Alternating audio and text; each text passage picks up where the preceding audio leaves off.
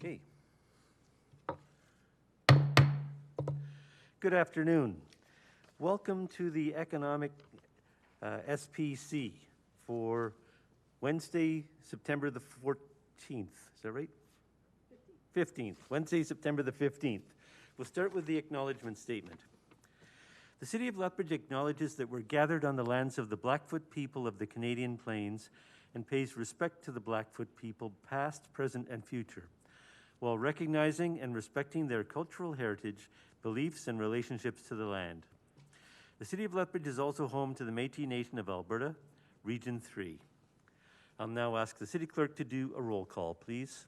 Mayor Spearman. Vice Chair Carlson.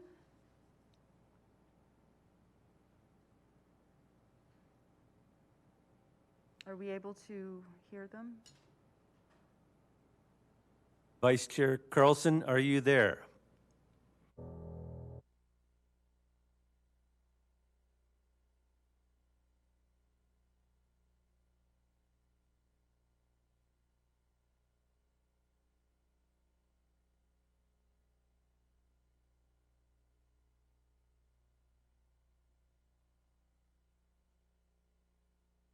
Vice Chair Carlson?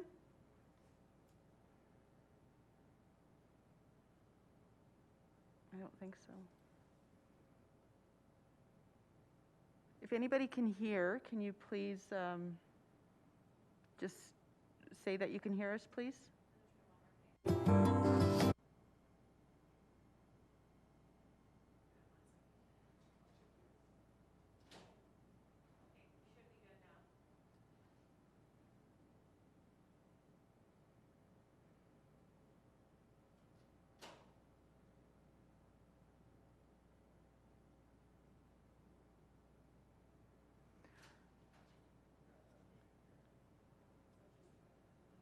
So we're going to start the roll call. I'm just wondering, did we hear Mayor Spearman's introductory remarks?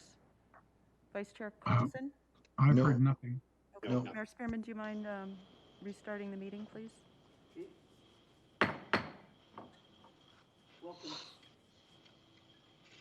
Welcome to the Economic SPC for Wednesday, September the 15th. I'll start with the reconciliation statement. The City of Lethbridge acknowledges that we're gathered on the lands of the Blackfoot people of the Canadian Plains and pays respect to the Blackfoot people, past, present, and future, while recognizing and respecting their cultural heritage, beliefs, and relationship to the land. The City of Lethbridge is also home to the Métis Nation of Alberta, Region 3. I'll now ask the City Clerk to do a roll call. Thank you, Mayor Spearman. Vice Chair Carlson? Present. Councillor Kaufman? Present. Councillor Hagan? Present. Councillor Morrow? Yeah. Councillor Miyashiro? Here. Councillor Parker? Here. Acting Mayor Crowson? Present. Deputy Mayor Campbell? I am here. And Mayor Spearman? Present. All counted for. Thank you. Okay, thank you. Okay, the consent agenda includes the minutes moved from June the 23rd, 2021. And we have a motion from Councillor, the Vice Chair, Councillor Carlson, to accept the minutes from June the 23rd, 2021. Councillor Carlson. Thank you, Mayor Spearman. Trust my colleagues have had a chance to review them. Are there any errors or omissions? If none, I'll call for the vote. Okay. Question's been called. Be it resolved that the minutes of the Economic Standing Policy Committee held on Wednesday, June the 23rd be approved and the Mayor and the City Clerk be authorized to sign the same. All in favor? Any opposed? There are none. Thank you.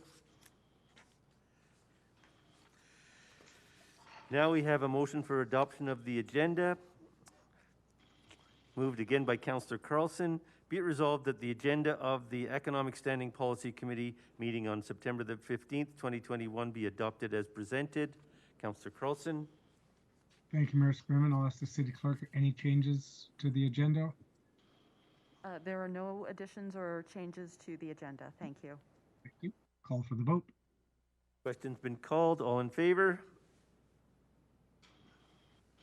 Any opposed? There are none.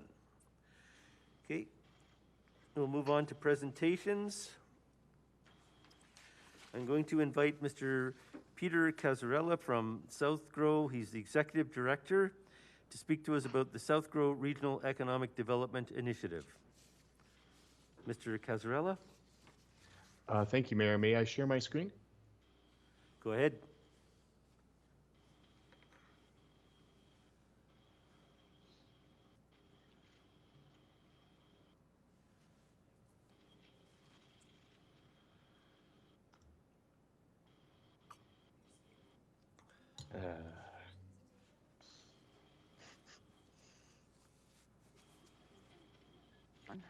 Mayor, oh, got it? Can you see my screen there?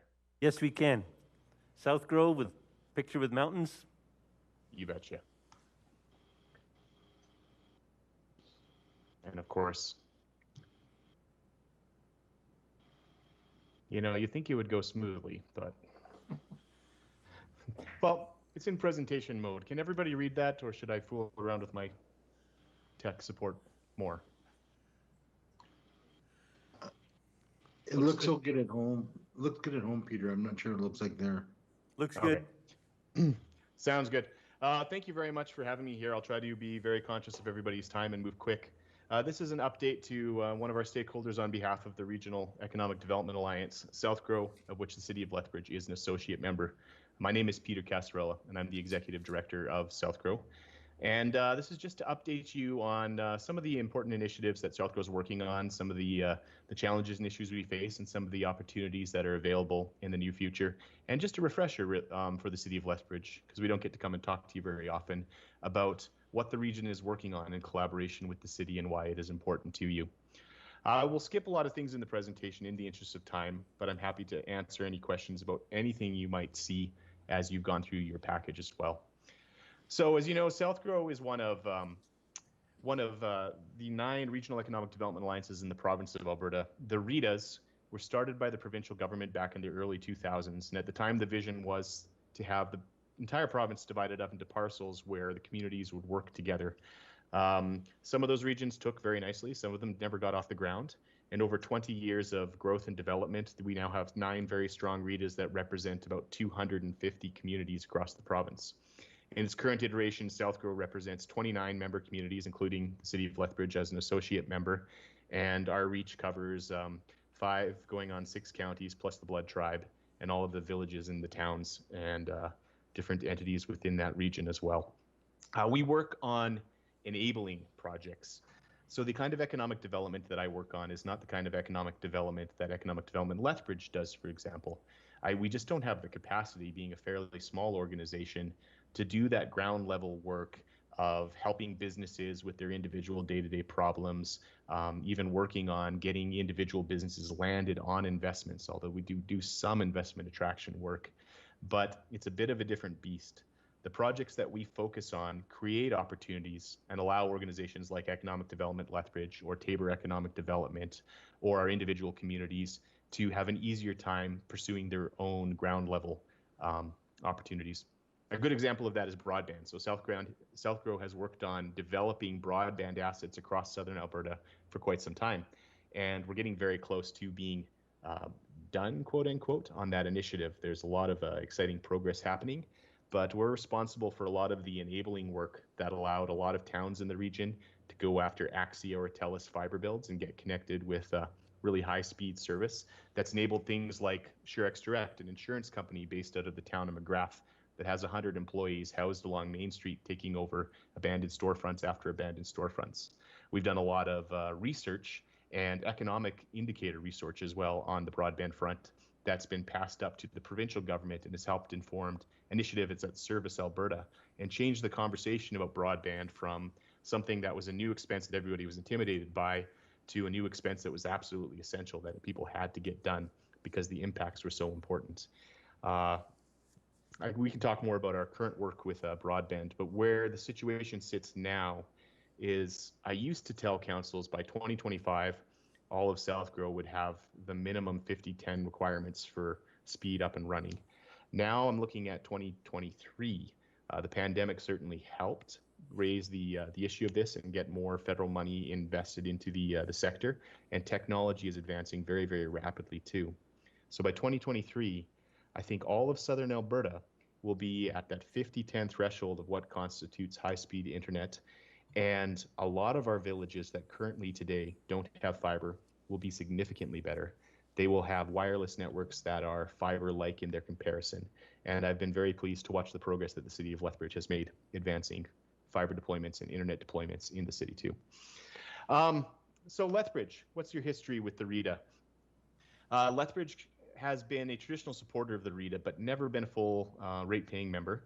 3 years ago now, this council voted to join Southgrow as an associate member, contributing $7,500 per year for 4 years. I think this next year is the last year in that cycle to support the regional work. The council at that time understood that Lethbridge's economy is just fully integrated into the health of the region around. I like to use the analogy of Lethbridge doesn't have any fields, and yet the agri-food economy in the city of Lethbridge is one of your largest industries. And the service industries, the manufacturing industries that play in a reciprocal relationship with the agri-food industry that's outside of the city is, you can't pull them apart. So the work that we do to promote the agri-food industry on the global stage intrinsically benefits the city. And that's why this council saw the benefit in investing in Southgrow's regional work with that associate membership as well. So I'll skip over a few slides here. Here's a list of some of the initiatives that we were involved in the last calendar year. I'm happy to talk about any things there, but I want to jump onto a few of the things we're working on now. That's just a sheet that's giving you a rundown of some of the large projects we've done over the years that are informing investments. Once again, research or economic development projects that enable opportunities or make it easier for economic opportunities to be realized in the region. This is a review of our last strategic plan that I'm presenting to councils as I go around the region. We did a 3-year strategic plan, and we learned over those 3 years that in the current political environment in our beautiful province, trying to do 3-year plans is kind of ridiculous.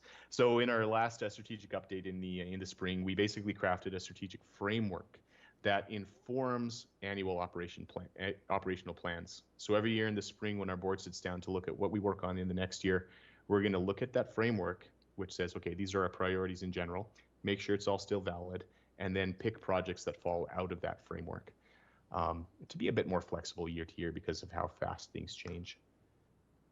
So a few things I want to touch on to bring you up to speed. Regional projects that specifically impact the city of Lethbridge and why they're important. I'll run through a few things here and then move quickly towards the close and taking questions. The Southern Alberta Alternative Energy Partnership. The Southgrow Regional Initiative, Alberta Southwest, and Economic Development Lethbridge are part of this partnership that we first struck hands on back in 2007.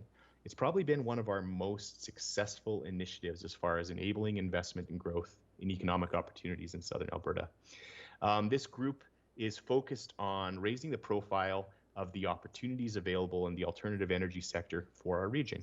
You know, back in 2007, it was very clear that we were out of the oil and gas game, but there was abundant opportunities and emerging technology that were going to provide Southern Alberta with huge new opportunities. Where we're at today, this last summer, the partnership extended an invite and brought on board the Palliser Economic Partnership to that coalition.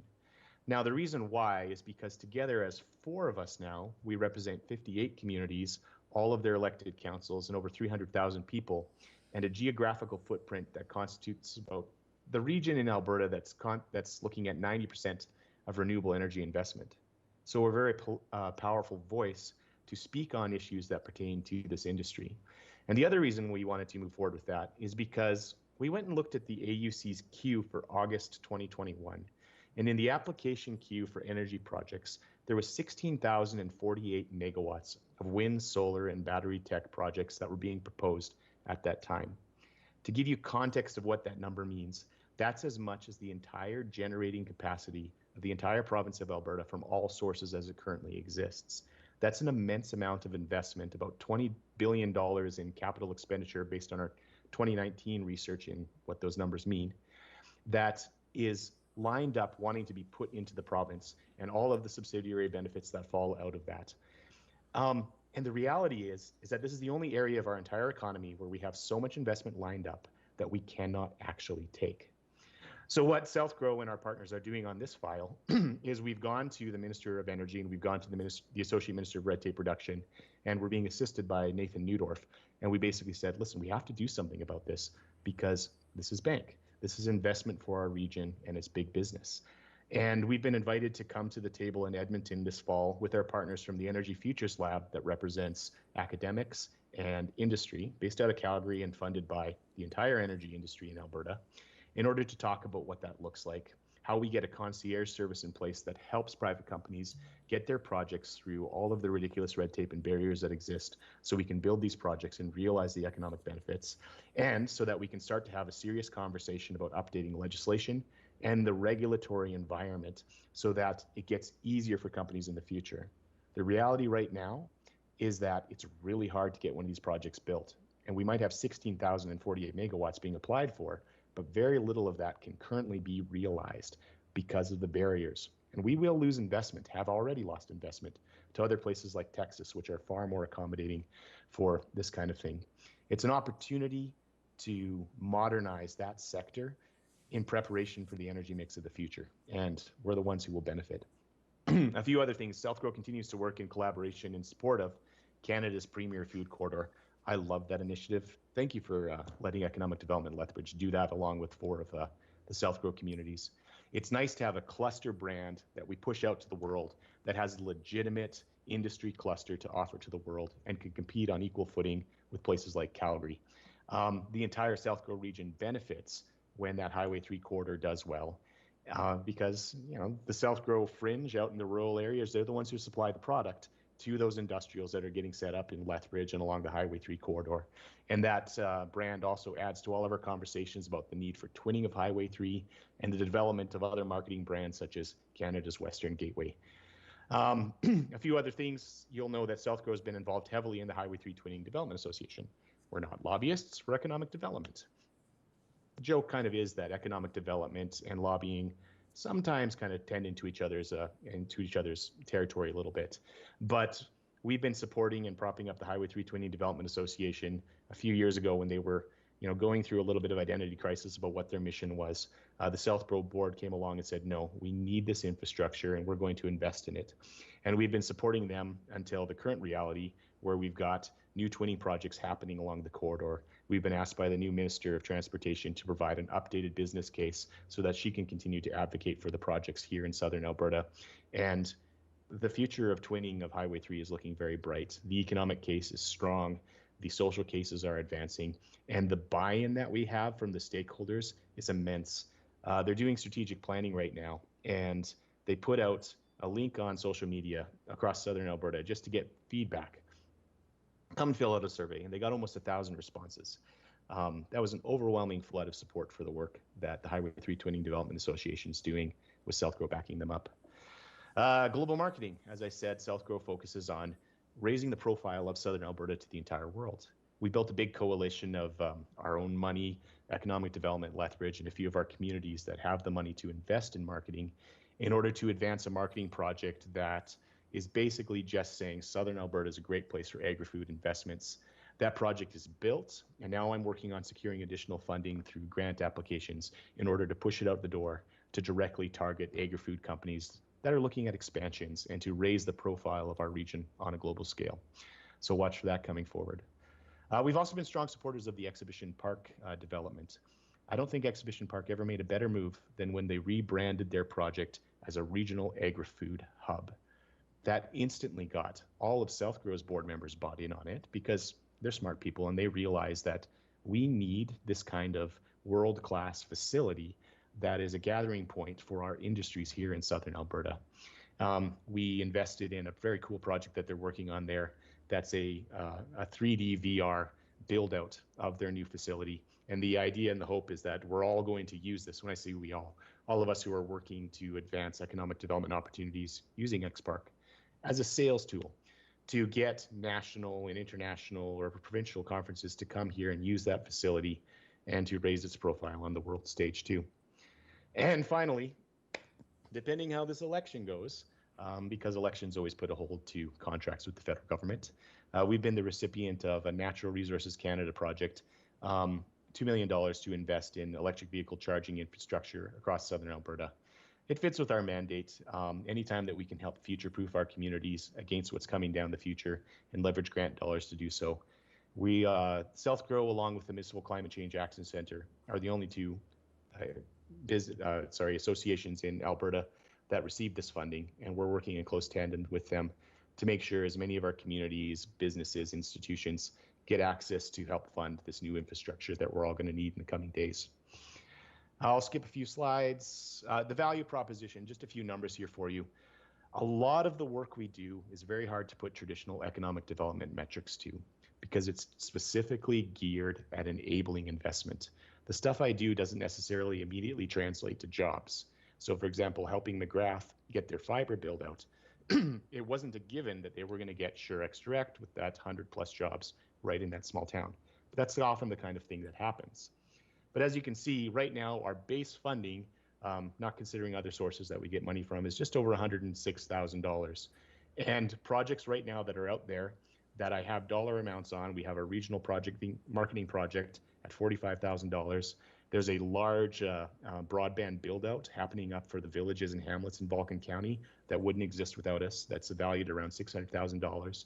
Another broadband build out down Highway 4 for a few of those communities. It's $541,000. The $2 million from Enercan that's flowing into our region because of South Grow putting in the work and leveraging our collaborations and our networks. A regional tourism collaboration that exists with Tourism Lethbridge, thank you very much. South Grow matching $10,000 against a grant that Tourism Lethbridge got for $20,000 in order to build out and promote routes within the region that both the region and the city intrinsically benefit from when people come south of Calgary. And a rural EV bus pilot that we're working on for Highway 4, which would enable rural EV bus routes throughout the region if we're successful on it, of $252,000. We've got a lot more than that on the go. You've seen all of the information I've presented you with, and I'd be very happy to answer questions about that. So some of the challenges we're facing. There's a lot of opportunities you can see. Sustainability. All of the REITs took a 50% budget cut from the province of Alberta. They used to give us $100,000 a year. Our per capita is currently at 50 cents a head. And we've been living off of our reserves for the past couple of years while people were trying to figure out, while our communities were figuring out what their budgets are going to look like in the near to long-term future. Right now, the MSI funding's still there. Pretty soon it won't. We've got a committee of our board members working on what sustainability looks like, and we do have options. But this is something we have to navigate if we value regional work and figure out a path forward that keeps that enabling work happening for all of the communities to benefit from it within Southern Alberta. Another challenge, there is a ton of money pouring downhill from Ottawa. And one of the things the region has a problem with is we have a lack of capacity to go after this money. I've been writing grants nonstop for about a year, and I could keep writing grants nonstop for another year, and I could employ another 6 people writing grants nonstop for another year. There's that much opportunity currently, but capacity to go after this money to get as much as we can to make hay while the sun shines is low. And of course, the big challenge I'm staring down is new councils. I deeply appreciate experienced councillors who've been in their positions for 4 years and they know exactly what's going on, and they make informed decisions based on that experience, that lived experience that they have. As you can appreciate, South Grow is pushing out the EDA's economic development for elected officials in January and February across Southern Alberta. We're partnering with Alberta Southwest and Palliser on this to make sure as many councillors as possible get this training so that they are fully educated on what their role is in economic development and how they can enable this work by staff people like myself. And I understand that your new council is going to have this as part of their orientation process too, which is awesome. I think that's fantastic. That's it for my prepared presentation. I have a ton of information here I'm happy to talk about or answer questions on about specific things that you might see. Thank you. Okay, thank you, Mr. Casarella. Questions, starting with Councillor Kaufman. Thank you, Mayor Spearman. Thank you, Mr. Casarella, for the update and for the information. Kudos on rural broadband, on where you're going with that. FCM, Federation of Canadian Municipalities, has had this as one of their priorities. So to see a local RETA stepping up and pushing hard in that direction is wonderful. It's excellent, and it has huge, not just economic development, but general life and quality of life implications to it as well. So thank you for that. Forgive me, I should know this. We're an associate member. Do we send a representative to the board? Do we have somebody serving on the board for the city of Lethbridge? There used to be a staff person available in the city who left shortly after I started, and that position wasn't replaced for a while. I've been put in contact with Lisa Trent now as the person who manages these kind of relationships. In the intervening time, Economic Development Lethbridge has represented the city of Lethbridge on these issues. EDL's always there at the table.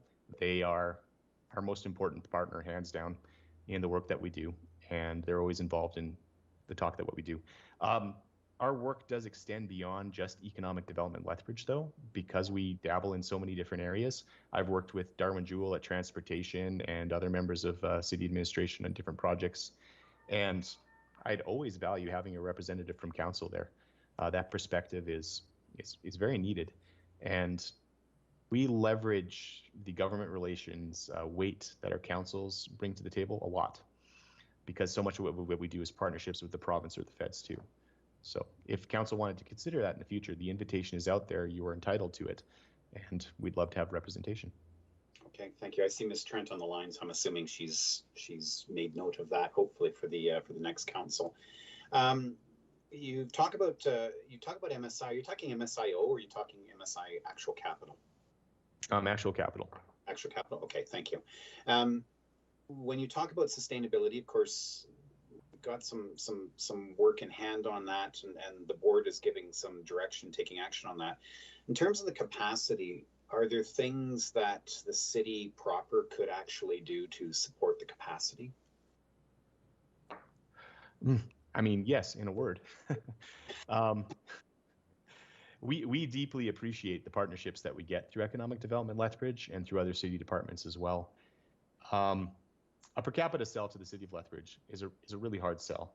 We are looking at having to substantially increase our per capita at Southgrow to sustain our operational funds. There's other things we're doing to keep the cost down, some other initiatives we're pursuing, but we realize that that's a tall order for the city.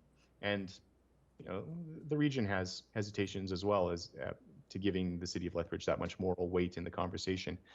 But I do think there are opportunities for increased cooperation and partnership between the city and the region on different models.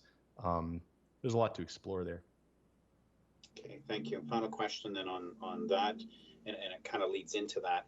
I'm looking at you mentioned the 9 REDAs, and I'm looking at some of the others in the province. Certainly, what Edmonton is doing is phenomenal, and recognize that Edmonton is a slightly different beast, not only in its the municipality itself, but the surrounding 23, 24 municipalities around it interact differently. Should we be taking a step back? Should the next council, I'm not going to be part of that, but should the next council be taking a step back and looking at this in a more, and I don't say this negatively, but a more mature approach in terms of what regionalism means to the city itself?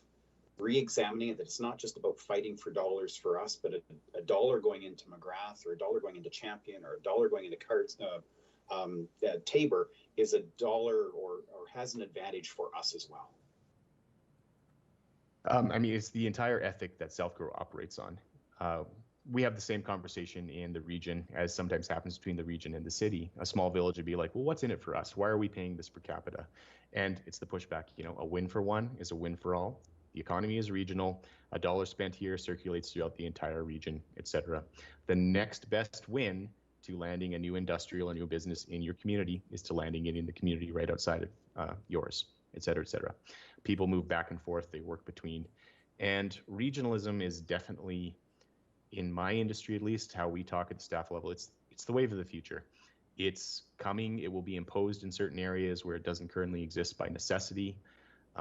We often advise folks, listen, if you're going to be forced into this situation by economics, it's something you should explore while you still have options, while you have better options available for you. And there's certainly advantages to regionalism and to regionalizing services like this. Of course, the devil's always in the details, managing the optics and the politics and the relationships involved between the people there. But there's no reason why something like that can't work. There's no reason why partnerships can't increase, why cities and regions can't work together more tightly on these sorts of things. It's just a matter of working out the details so that everybody makes sure that they feel like they have a voice at the table and the investment of their stakeholders is properly represented. Excellent. Thank you. Thank you, Mayor Spearman. Okay. Acting Mayor Croson. Thank you, Mayor Spearman. Thank you very much for the presentation. There was certainly a lot of information between the information provided and that. One of the things we always have to look at is balance. For example, when the city expands industrial land, residential land, we expand into agricultural land. And you have something similar going on. You're trying to balance renewable energy, of course, with agriculture and farmland retention. Certainly things like some of the solar panels are taking up a lot of farmland in some places. I know there's some pushback on that. How is that balance being done? How do you guys see that balance going ahead? What are the concerns out there about finding a balance there? Thank you for the question. It's a good one. It's a conversation we have ongoing all the time. Our role is just to communicate and educate. The reality is that, so South Grow itself is the size of Belgium. It is a very, very large parcel of land, and the irrigated areas of South Grow are a fairly small percentage of the overall land area. We have a lot more dry land than we even have irrigated land down here in the south. The reality is that we have a lot of land, and there's more than enough room for both renewable energy projects that take up a large land footprint and for irrigated farmland.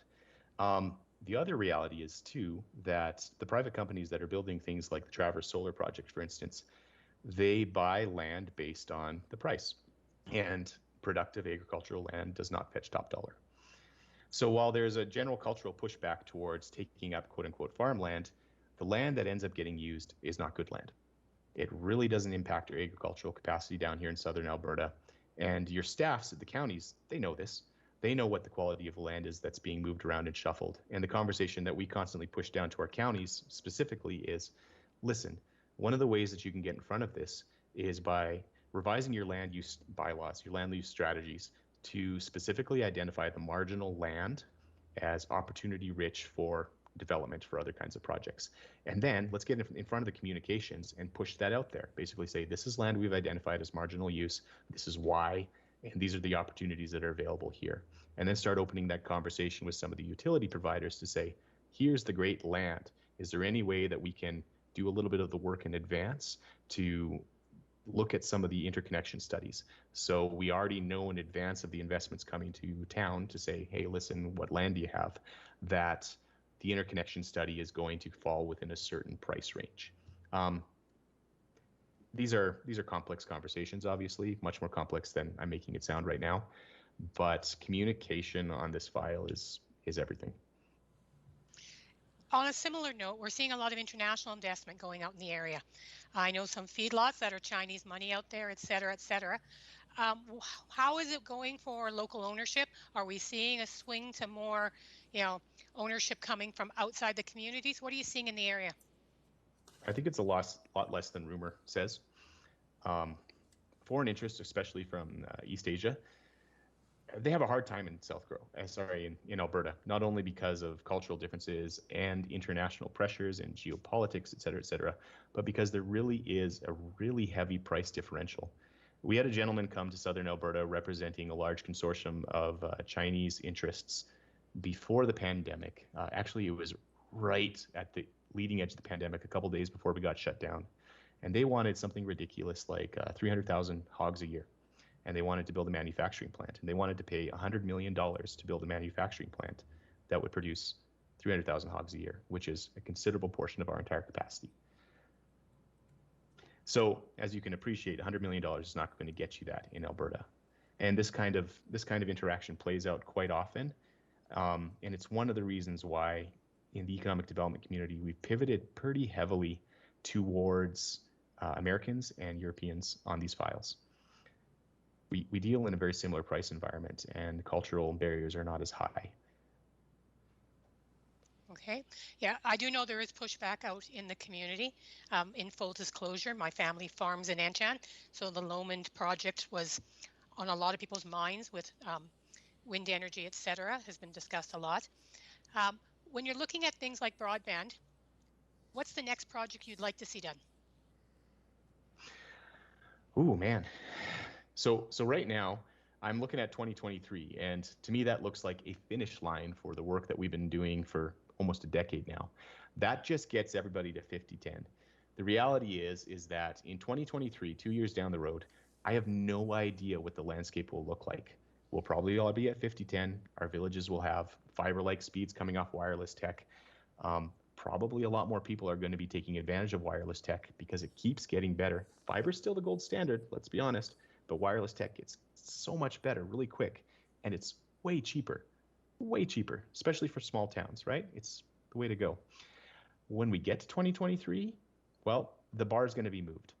50-10 was the goal 5 years ago, and the acceleration of demand for bandwidth just keeps going up and up and up. But it's an arms race between the demand for bandwidth and available technology. I guess the short answer is I have to wait till 2023 to see what my next goal is going to be. Okay, thank you. Thank you very much. Thank you, Mayor Spearman. Deputy Mayor Campbell. Thank you, Mayor Spearman, and thanks for the presentation. Exciting things coming up there with Southcore. Really looking good. I just this might be an out there kind of question. I just remember an AUMA conference that we were at. There was a presentation on the future of propane in Alberta as an energy solution to what we're dealing with.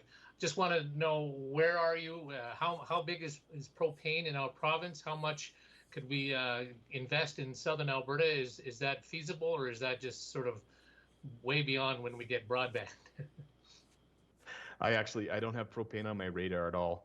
I apologize for not knowing much about it. Oh no, that's bringing Palliser into the mix has been very interesting on the renewable energy front, because they have some large hydrogen projects occurring over around Medicine Hat.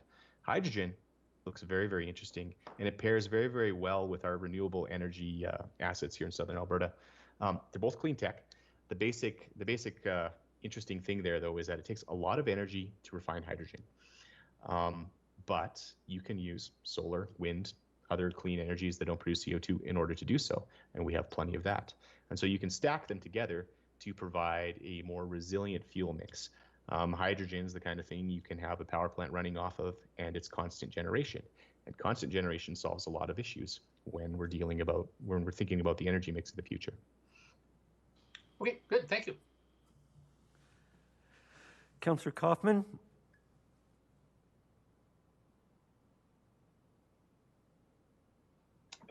Thank you, Mayor Spearman. Ms. Casarula, this is purely economic development through a business lens, as opposed to involving something like tourism, correct? Southcore doesn't do anything on tourism, right? No.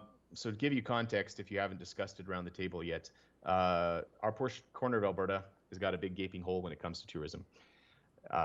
Since the collapse of Chinook Country Tourism Association, and that went away, we haven't had very good representation. There's small little bits. Alberta Southwest, our sister Rita, they have tourism as a core component. There's a group up in the Crowsnest Pass that's working on this, and there's people in Waterton.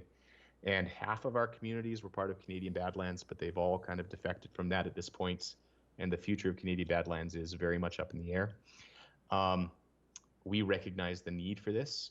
Under our current model, we don't right now have the capacity to tackle tourism. We recognize that it's our responsibility because it is economic development, but we don't have the capacity. So this year, to try to do something, we partnered with Lethbridge Tourism on that project I mentioned. We've got 5 major deliverables that we're working on in conjunction with them. Let's be honest, they are doing it. We are paying them to do it, or helping to pay them to do it. And we're deeply grateful for the work that Lethbridge Tourism is doing. Let's be honest, also in their own self-interests, because the city and the region go hand in hand when it comes to tourism. It's my personal opinion that we need a solution for southern Alberta, for our southwest corner. We need some sort of coordinated action that brings the region and the city together on our shared interests, that's properly funded, that respects the investments of all the partners, and that meets the needs there. Our businesses need support. getting export ready in tourism is a very complicated thing. And there's a lot of talented people in the region who could pull this off. It's just a matter of navigating some of the political minds that are left over from the past and moving towards a solution that's collaborative and feel good. Politicians have memories, and that could be a good thing. That could be a bad thing. So if the next council were to direct administration perhaps to explore something grander, something bigger, places where we can create the cooperation, get out of the silos, and hopefully remove some of the inefficiencies, that would be beneficial in your mind, recognizing you're the executive director, you're not speaking on behalf of the board. But something like that, an approach like that would be beneficial in your mind. Again, our ethic that drives our association is all about collaboration, and we believe that more collaboration is almost always better. So I know the South Grow board is always willing to talk about options and to explore different options. So there, I can refer you up the chain to my bosses. Okay, excellent. Thank you. Thank you, Mr. Chairman. Okay. If there's no further questions, I have a resolution from Councillor Kaufman. South Grow Regional Economic Development Initiative, be it resolved that the Economic Standing Policy Committee receive the report and presentation as information, and we thank Mr. Casarella for his presentation. Councillor Kaufman. Thank you, Mayor Spearman. Yes, Mr. Casarella, thank you for the work that you and the board definitely do for regional economic development. I think as we've seen through the documents you've provided in the presentation today, the work is amazing. For your small band that you've got actually there in the office, we really appreciate the efforts being put in, and perhaps there's something for the next council to look at in terms of expanding our scope of what economic development looks like outside of the boundaries of our municipality proper, and participating more as a regional partner in economic development. Unless there's any further debate or questions, I'll call the question. Okay, question's been called. Is there any debate? All in favor? Any opposed? Okay, that's unanimous. Thank you. Thank you, Mr. Casarella. Now move on to the second item on our agenda, urban revitalization, development, economic development. It says economic development Lethbridge. It's actually urban revitalization, and the presenter is Mr. Andrew Malcolm. Oh, is it economic development? It is, sorry, Your Worship. Yes, it's the EDL update. Okay, because the agenda says Yeah. Andrew Malcolm. Okay, Apologies. all right. Okay, welcome, Mr. Lewington.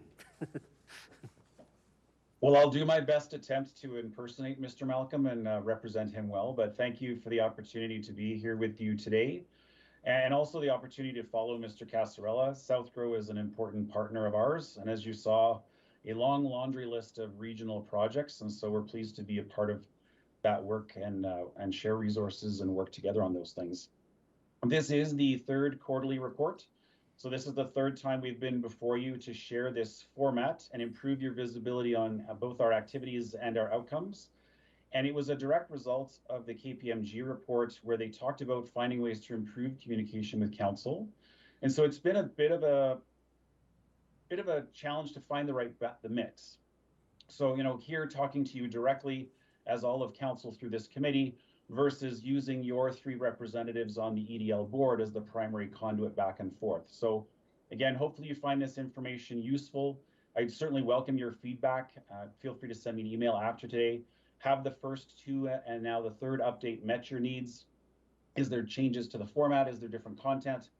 We'd love to know how we can benefit the next council through improvements to this process and make sure that we are providing relevant information. So again, feel free to send me that feedback after the fact. Thanks to Ms. Brown for displaying the highlights. So this is attachment 2 that is in your package today. I'll fly through just a couple of economic metrics. We just completed a mid-year sort of check-in. So it's looking at June of 2021 versus June of the previous year, just to give you a sense of where we are, sort of that pandemic recovery and sort of next steps. So if you wouldn't mind moving to the next slide. What you'll see throughout this presentation is that overall the metrics are generally at pre-pandemic levels. Said differently, Lethbridge is in a pretty good place relative to the rest of the province. And so the case in point that's on the screen is unemployment data for the Lethbridge Census Metropolitan Area. So if you pay close attention to local media stories, they will tend to use the economic region. So that's Lethbridge, Medicine Hat. The data that's being displayed there is actually the city proper, as well as Lethbridge County, which is our census metropolitan area. And you can see that there has been significant improvement relative to last year in the unemployment rate, and that has improved further since this report was prepared. So last month, the Lethbridge CMA actually had an unemployment rate of 4.4%. So we're right back at 2019 levels, and we are tied for second lowest unemployment in all of Canada, actually. So that's great news for job seekers. There's all kinds of opportunities if you happen to be looking for work, but it is a significant challenge for our employers. Many reports from local business of being challenged to find employees, and that makes sense. 5% unemployment-ish is considered by many economists to be something that they call full employment, which means that's the number of jobs and number of people that can be employed in the economy without prompting more inflation. And a range of unemployment in the 3 to 4% is sometimes referred to as toxic unemployment because there are simply not enough people in the economy to support the jobs that are required. So we're edging lower and lower, which again is a mixed bit of a story. So if we go to the next slide, you'll see again that Lethbridge continues to outperform not only the Canadian average, but also the Alberta average. And like I said, we're the second lowest in the country today. We'll slide to the next one. The other piece that we look at, not just the unemployment rate, but also the participation rate. And why this matters is it's actually the relative size of the workforce that's available for business, but it also shows us, or it provides a double check, because you can improve your unemployment rate if people simply stop looking for work and drop out of the workforce.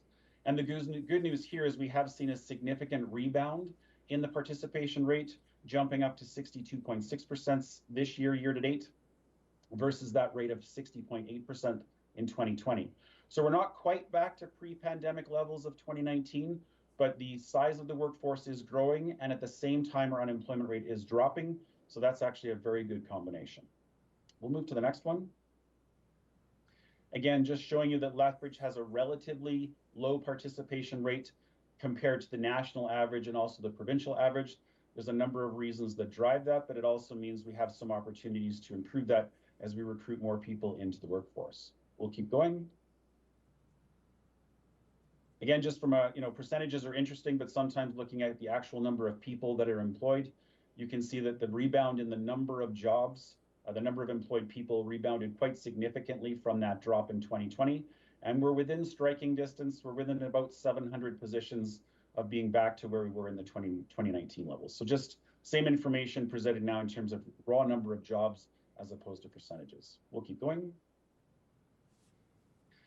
Again, I don't think this will be a shock or a surprise to anyone, but healthcare and social assistance is where we saw the most number of job gains in terms of sector. Transportation and warehousing has done quite well. We've continued to see some losses in construction, retail and accommodation and food services. Again, I don't think will be too much of a surprise given many of the public health restrictions. And again, this is based on June. So this is prior to the summer reopening plan, but you can see the trends. So we continue to watch for the industries that are struggling perhaps more than others, work with the government to assess whether there's specific targeted programs that are required and have those conversations. We'll go to the next slide, please. Again, just to give you a sense of commercial real estate, we look at commercial real estate, of course, because it's a leading indicator. It's a bit of a sign of what's happening in terms of business confidence. And despite the fact that lease transactions are down relative to 2019, very comparable to last year's numbers, so that's good news. But we have actually seen sales transactions increase quite significantly and improve over 2019. So a bit of a shift in the market, perhaps to businesses securing their properties, mitigating some of the lease risks that can come, but something, again, that we're looking for. But overall, fairly healthy activity in the market, which is good. And it's in line with our historic numbers. Move to the next one, please. This is just a splitting by segment. So we do look at commercial real estate across retail sector, office sector, and industrial sector. Again, you can see the differences there. Retail is a little bit behind, which I would suggest is not entirely a surprise given the challenges for the retail sector. Office is not yet back at 2019 levels, but again, we're seeing hybrid work models and changes in how work is done, and a bit of an improvement versus last year on the industrial side. Go to the next one, please. Prices have been relatively stable. Again, this is an important consideration when we look at demand in the market. We look at speculation and what's potentially driving the market. You'll see that industrial pricing is fairly stable, fairly flat.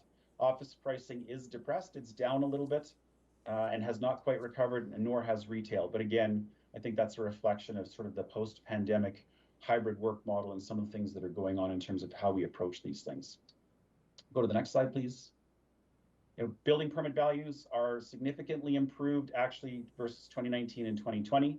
You can see the split there between both residential and non-residential permit values. So that's a very good sign for us. We're very pleased to see that number. Most of the non-residential number, about 70 million of that, of course, is the Exhibition Park project. Go to the next slide, please.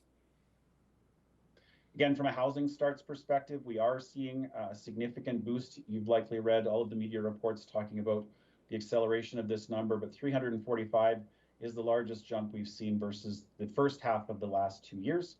I do anticipate that if the Bank of Canada moves forward with some interest rate changes and policy changes in the fall, we might see that slow somewhat, but so far it's been a fairly good driver and a fairly good tool for recovery in the local economy. Go to the next slide, please. Business licenses, new business licenses are also stable back to 2019 levels. So that's a good thing. Business counts, which is of course different. This is just this slide shows the number of new licenses being issued. And again, you can see that it's fairly stable relative to 2019. Business counts are actually flat when we look at this year versus last year. So in June of 2020, there were 4,436 businesses in the Lethbridge CMA. And in June of 2021, there were 4,433. So really a change of just 3 businesses. So again, that's been fairly stable over the last year. We'll go to the next slide, please. Crop prices. Again, if you've been following markets, if you've been following commodities, prices are up primarily because of the challenges that our producers have had locally with crop yields and some of the impacts of the weather and shortages. But you can see here those farmers, particularly with irrigated crops, are certainly able to maximize on some significant gains in terms of commodity pricing relative to the last 2 years. We'll go to the next slide, please. Again, I showed you this last quarter, but I think it's important to show the strength of exports from Lethbridge. So again, the bulk of this tends to be manufactured goods, which is important to our economy in terms of so-called wealth-generating industries. And you can see here there's a very strong trajectory of growing exports. So our focus on international markets, working on these regional foreign direct investment plays, is a big part of, is sort of reflected in those numbers. And then the next slide, please. And a counterintuitive stat, but again, interesting. This is specific to Lethbridge, and this is consumer bankruptcies. And this again is based on that June comparison for each 3 years. But you can see we're at a very, very much better place relative to consumer bankruptcies. Some of this could be a factor of government supports. There's been a significant investment by particularly the federal government throughout 2020 and still most of 2021, which could be delaying some of the pain that might be felt in this place later. But you can see right now that those supports seem to be working and staving off some of the challenges that people might be facing. So that's it for sort of the key metrics. I did want to just share a few of those numbers with you to help you see what's going on. Again, Lethbridge has fared relative to the rest of the province quite well. And when we get to the Q&A, I'm quite happy to answer more specific questions. What I'd like to do now is flip over to attachment 1, which was our narrative report, and just speak to a couple of highlights there. And sort of in the vein of everything changes at the last minute, since this report was produced on September the 1st, we've had to adjust to the current realities of increasing COVID case counts. So we have been offering for the last year an energy management program in conjunction with a company in Calgary called Energy Associates International. And it's an opportunity for larger commercial and industrial clients to actually access wholesale markets as well as find ways to save money on their energy consumption. So we have hosted a number of workshops in the past. We had one planned for yesterday It has since been postponed till October, but we will continue to work with that group and continue to build out that program. We have been working with a number of partners, including the Downtown BRZ, Community Futures as an example, on this building business downtown. And so it's a Dragon's Den style pitch competition where local entrepreneurs who are perhaps just about ready to scale into their first retail location, maybe don't know where to start, they get the opportunity to work with some downtown dragons, which is a number of landlords in the downtown that have made their properties available. And so it's really an opportunity to bring together landlords with potential tenants, help coach new and emerging entrepreneurs in the retail space. And so we're quite excited to be working with our partners to bring that to fruition. And the actual pitch competition, if you're interested, will take place on October the 20th. So that promises to be interesting as well. I don't know if it'll capture quite the same energy level as the show, but we'll do our best to make that interesting for people. I'll scroll down a little bit now into the investment attraction side. We've had a very busy summer hosting a number of site selection visits for a number of projects. We continue to work with our friends at the provincial government with Invest Alberta Corp, as well as Alberta Agriculture and Forestry, and then of course our federal friends at Invest in Canada and the Trade Commissioner Service. And it's been encouraging to see the interest in Southern Alberta. It's been encouraging to see the information that's been shared back and forth, and honestly, to have people back in the market, kicking the dirt and actually looking at properties again has been very exciting. I'll actually move now to page 3, and I do want to spend just a couple of minutes going a little bit deeper into a resolution that Council adopted to amend policy CC 45. And I must say that I'm a bit concerned about this resolution as it stands today, and I just want to point out a couple of things that perhaps should be on administration's radar as they look to implement this policy. And during your debate, I went back and looked at the recording. Councillor Crowson asked about the potential of unintended consequences, and I think there are a few, and I've identified sort of 4 key things for both this committee but also administration to think about. And I also want to express appreciation to Councillor Higgin for his friendly amendment to move the timeline from 3 to 5 years. And the reason I say that is, I can think of at least 3 properties in the industrial park that are heavy industrial that were acquired or sold in and around 2016.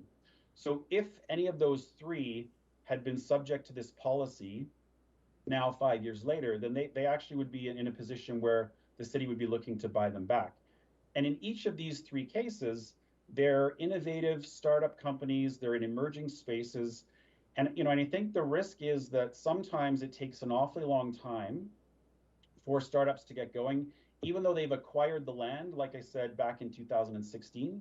These are exactly the kinds of businesses we want to attract. These are exactly the kinds of businesses we want to diversify our economy. So, there needs to be a recognition, I think, that sometimes new and innovative sectors, there has to be a bit of an increased risk tolerance and perhaps a little more patience as those properties develop. And so that's just, again, something to think about.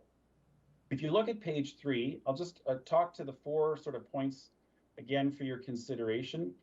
This is something that I think is worthy of further conversation at some point.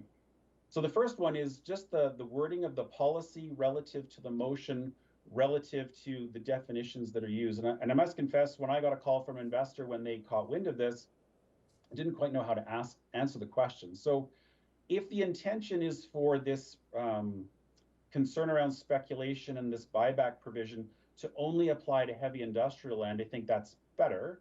But the first operative clause of that resolution talks about all industrial land sales. And currently, CC 45 actually references all non-residential.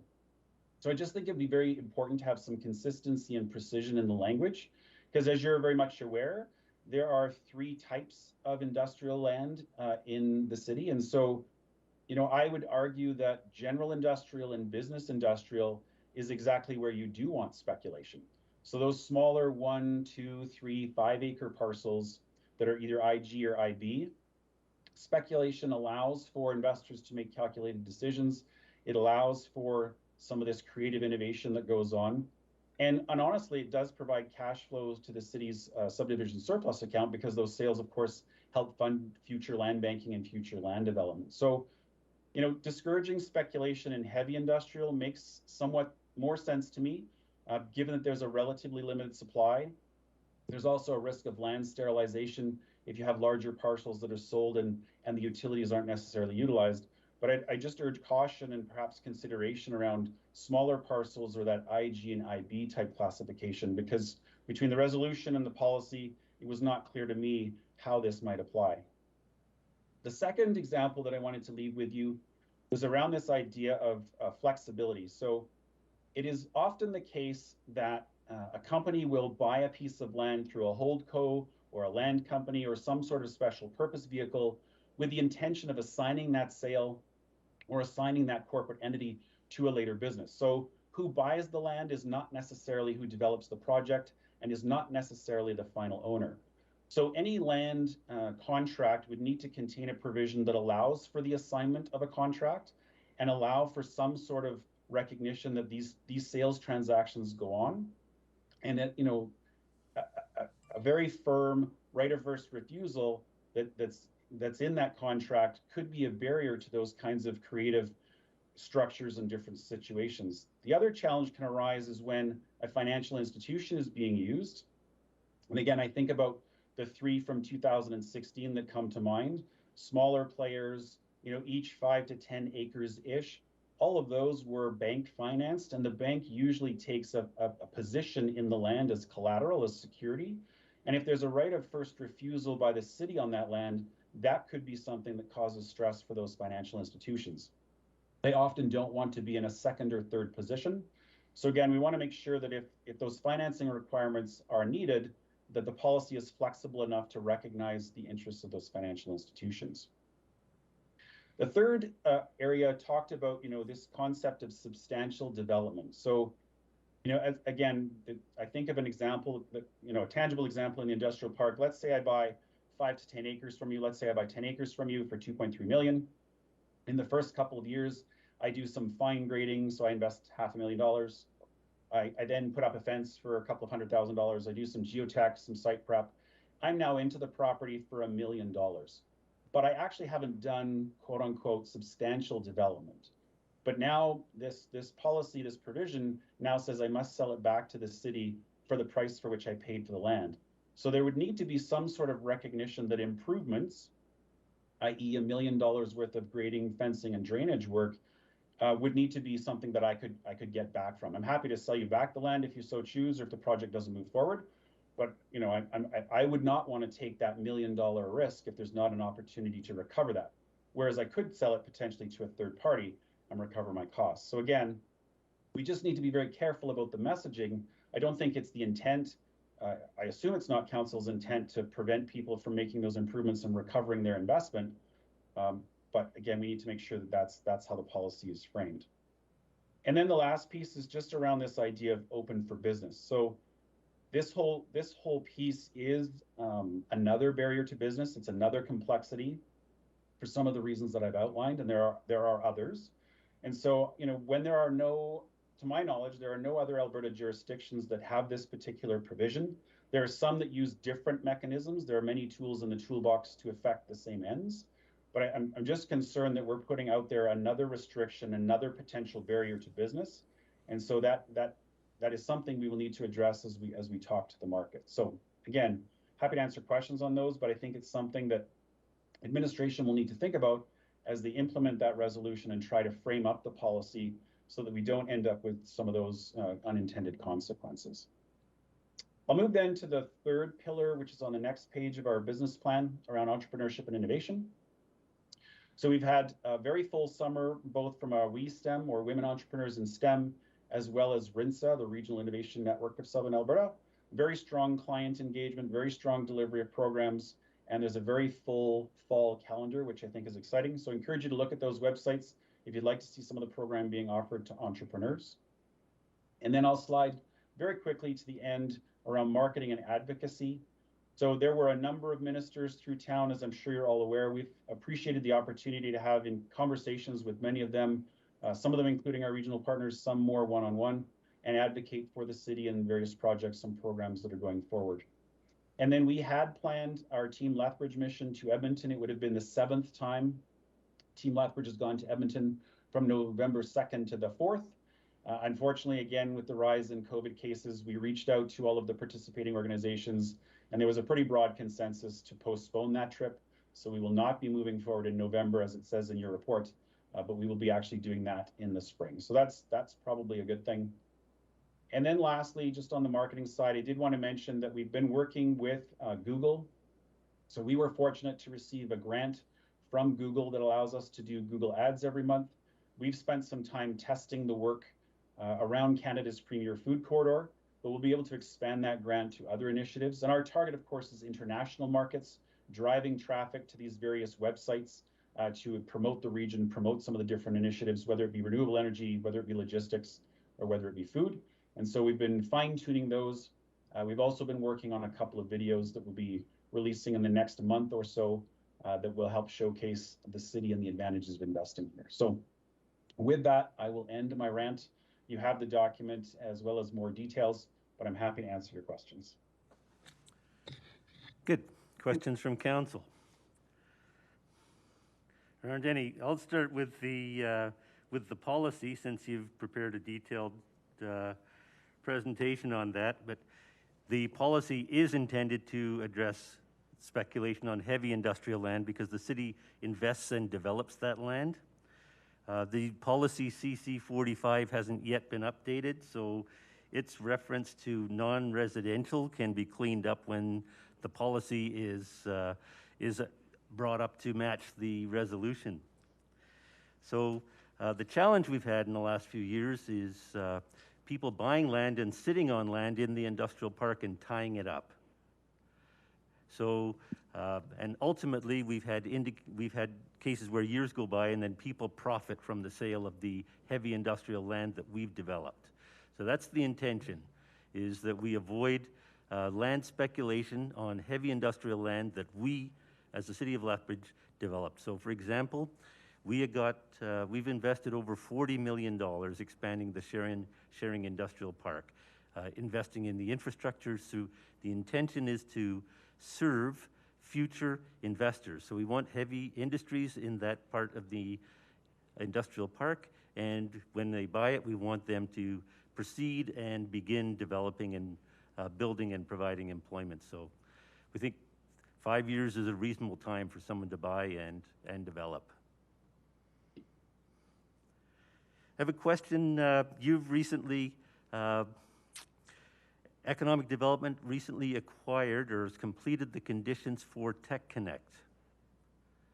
So ownership will revert to Economic Development Lethbridge for the incubator facility. Is that correct? What further information can you provide to council on that? Yeah, so it is the 10th anniversary of Tech Connect. So that project was commenced in 2011. And at that time, because the majority of the capital funding, about $4 million, came from Western Economic Diversification for that campus, which included the data center to the north, as well as at the time, the Blackbridge company office to the south. There was a 10-year commitment by Economic Development Lethbridge to Western Economic Diversification to operate that facility as a technology incubator and meet a number of conditions that are contained in that contract. So the building has always been under the ownership of Economic Development Lethbridge. It is a land lease, so the city continues to own the land and the parking lot, which we lease from the city. We own and operate the building. And our commitment under that contract for 10 years is that we were required to operate it as an incubator, meeting a certain number of conditions. So now that, as you pointed out, that 10-year agreement is now complete, that gives us some more flexibility to determine the future of Tech Connect. So what does that look like in a post-pandemic world in terms of, are people still needing physical incubator space? Can we look at hosting more commercial tenants, as an example, to boost revenues? Is there an opportunity even to perhaps sell the facility, consolidate the land title, and reinvest in some other project? So, you know, that's an opportunity for the EDL board to examine in the fall and determine now what the next steps might be. Okay. And in general, what is the future of incubators? Do people work from their homes now, or is there value in having a facility to provide a business incubator? What's the current situation? Yeah, I think the jury's still out, honestly. We recognize that the nature of work is changing to a hybrid model. As I stated, even our own organization, we're reevaluating our real estate needs and what a return to work might look like. The difference in Alberta is that there's a network of incubators, but also accelerators and pre-accelerators. And so in different jurisdictions, you'll find different facilities that address the different phases of business development for startups and entrepreneurs. Lethbridge, of course, is too small of a market. So there may be an opportunity for Tech Connect to address all of those different phases and change our focus. So historically, again, under that contract, we were primarily focused on new startups and primarily tech companies. We may have an opportunity now to pivot the purpose of that facility, retrofit and repurpose some of the space to address different needs. But there is definitely going to be a change in the need for physical space, but I think there's an opportunity to do what we have been doing around becoming a regional hub. So we have a broadcast ability to reach rural and remote markets, for example. We also have the opportunity to support underrepresented groups who may not have access to proper facilities in their own home or due to other challenges. And again, we can provide that community service. So we are looking at what does the future look like and how do we keep pace with the trends in the market. Yeah. Good. Mr. Corvan Ray left $2.5 million to the college and $2.5 million to the university. I think the university has an agility program. I'm not sure if that's related to that or not, but basically for business startups, what's the relationship between the college, the university, and does it mean that people ultimately would graduate into a facility like Tech Connect or benefit from the services offered?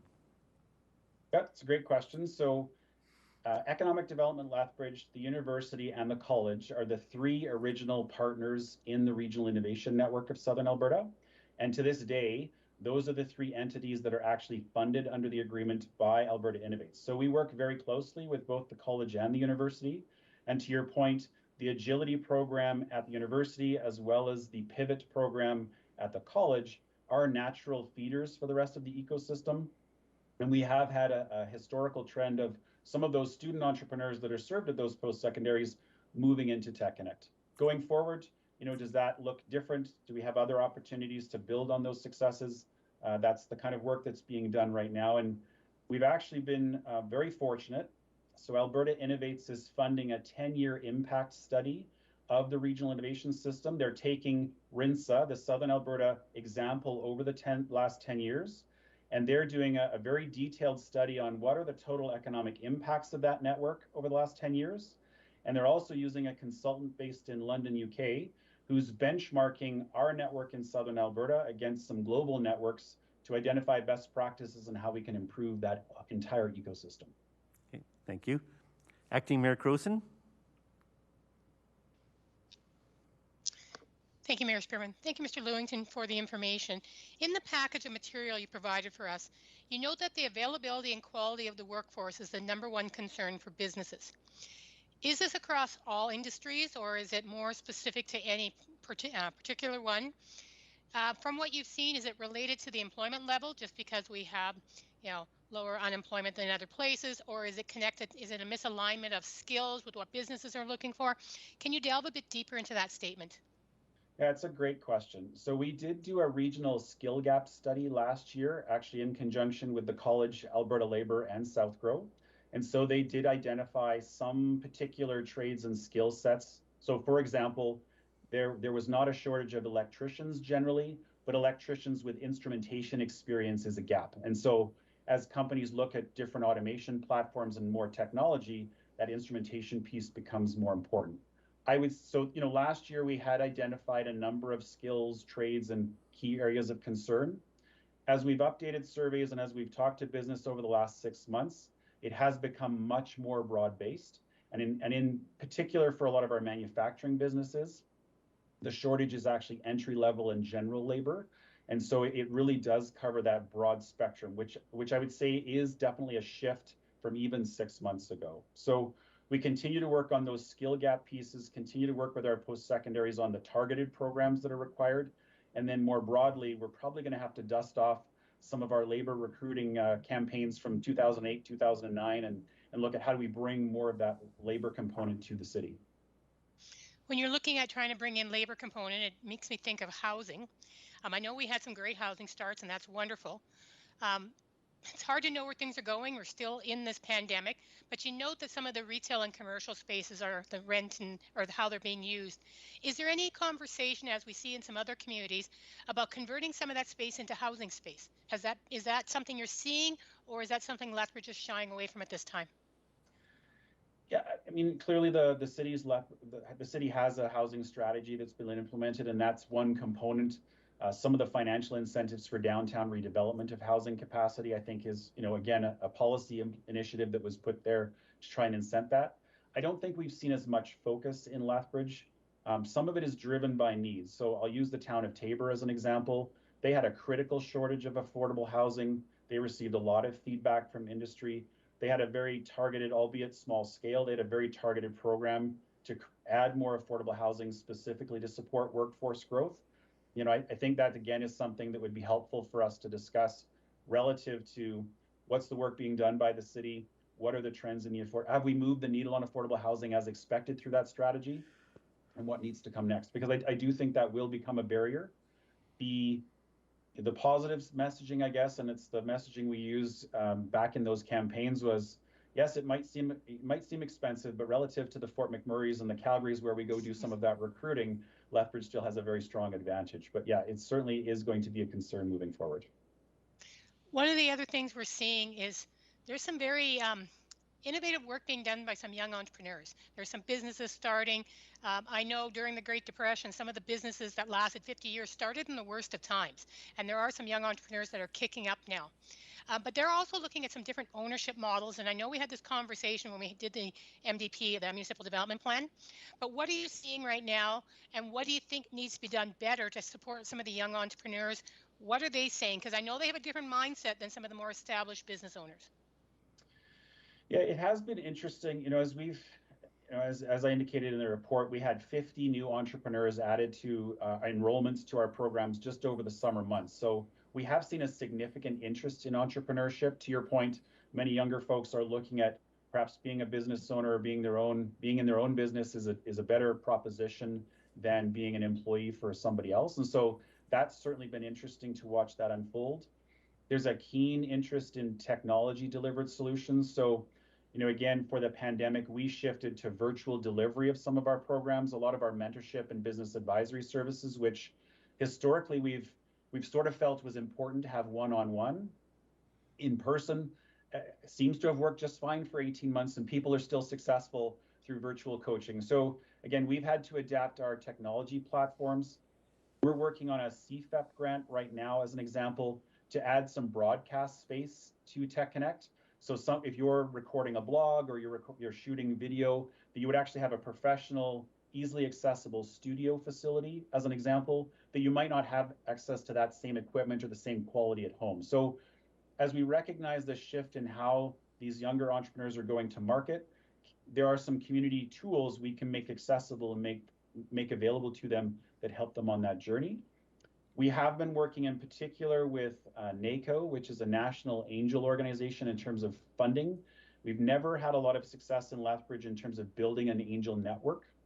So typically most younger entrepreneurs, their biggest barrier is access to capital because they don't have a proven track record to qualify for more traditional bank financing, as an example. And they're not perhaps ready for venture capital where someone's going to take an equity position in their business. So angels tend to be a great resource. And there are some examples in the rest of the province of very strong angel networks. So we've been looking to this national organization to help us build the right tools and the right infrastructure to better understand how we can play there. So certainly I think finding ways to overcome that barrier to capital is one, and then recognizing the technology tools that younger entrepreneurs starting out may not have access to themselves that we can help provide is certainly two things we're working on right now. Well, the stats certainly tell us that there are some people who have a lot of money put away through the pandemic. So yeah, how do we get that? And I know it wasn't designed for the businesses you're talking about, but when we look at places like Halifax at their public library, they have some of those, the booths there, and they were designed more for, music, etc. But you're right, we don't have that in the community. And any place I've seen it, it is used and used to a great extent by the community. Yeah. Thank you. Thank you, Mayor Spearman. Thank you. Any other questions? I have one in terms of the metrics. So when we measure the effectiveness of economic development, there's a lot of information being generated, but how do we measure investment attraction? So you talked about the number of inquiries. How many were converted into investments? Yeah, thank you, Mayor Spearman. So again, there's always a balance between measuring activity versus measuring outcomes. So each year we provide a public report that talks about the number of landed investment dollars relative to the municipal dollars we receive, as well as the number of jobs created. So we're always tracking the projects where we are directly involved, not the things that happen in the economy notwithstanding us, because many transactions are completed with no involvement from us. But we track the value of those projects, we track the number of jobs they create based on the information we're given, and we use that to calculate a proxy for return on investment. So last year, as an example, in 2020, we know that Economic Development Lethbridge generated $104 in direct economic impact versus every municipal dollar we received in funding. So an ROI, if you will, using that term loosely, of 104 to 1. And so those details were in the report that we provided in the first quarter. I'm happy to share those again, but that's how we've been tracking our impact, so that it's very tangible, very measurable, and very direct. Okay, so we see those kind of numbers, but we don't actually see the names. So which company was that? How much did they invest? Where are they located? Are they in the city of Lethbridge, for example? So can that clarification be provided in the future? So right now, that detailed report is shared with the Board of Economic Development Lethbridge. So again, you and the city manager, as well as Councillor Campbell, would have seen those detailed reports usually in February and March at EDL board meetings. We tend not to share that information publicly. Often we are under non-disclosure agreements, for example, with different companies, where the information they provide to us is based on the fact that we're going to share it in an aggregated form. I'm happy to connect with council in an in-camera environment to go through some of those detailed reports, but that's not something we would typically share in an open forum.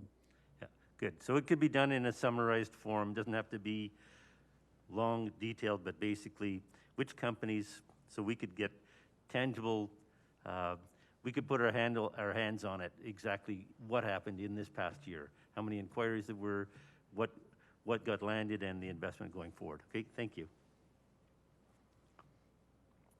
Any other questions from council? Okay, thank you, Mr. Lewington. We'll now deal with the resolution. I have a resolution from Councillor Carlson. Economic Development Lethbridge, Quarter 3, 2021 update. Be it resolved that Economic Standing Policy Committee receive the presentation and report as information. Councillor Carlson? Mayor Spearman, Councillor Carlson left the meeting at 2:30. Left early? Okay. Councillor Crowson, since you were asking questions, we'll ask you to move the resolution. So from Councillor Crowson. Thank you. Thank you very much, Mr. Lewington, for the presentation. And it is great to get quarterly reports and to catch up on what is happening with EDL and in the neighborhood. Certainly, there have been so many changes throughout the pandemic, and I appreciate how even the written report has changed since you sent that to us and how things are today. So thank you very much for the presentation. I'll call the question. Question has been called. All in favor? Any opposed? Thank you. We'll now move to the third item on the agenda, the June 2021 operating forecast. Is Mr. Darrell Matthews there, please? Yes, I am. Welcome, Mr. Matthews. I will share my screen. 1 second.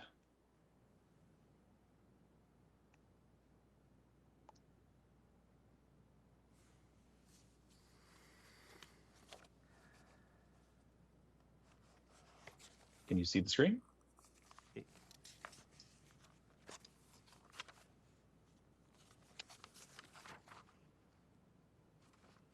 Perfect. Just going to move a few things out of the way as I get my things arranged on my screen here. Can everyone see the screen? Yes, we can. Perfect. Thank you, Mayor Spearman. Members of the Economic Standing Policy Committee, I'm happy to be here today to present to you the June 2021 operating forecast. Before I start the discussion on the operating forecast, I would like to recognize all the individuals involved in preparing this information. First, I would like to thank Mitch Stevenson for the coordination and preparation of the June operating forecast package. Mr. Stevenson is actually with us online today as well.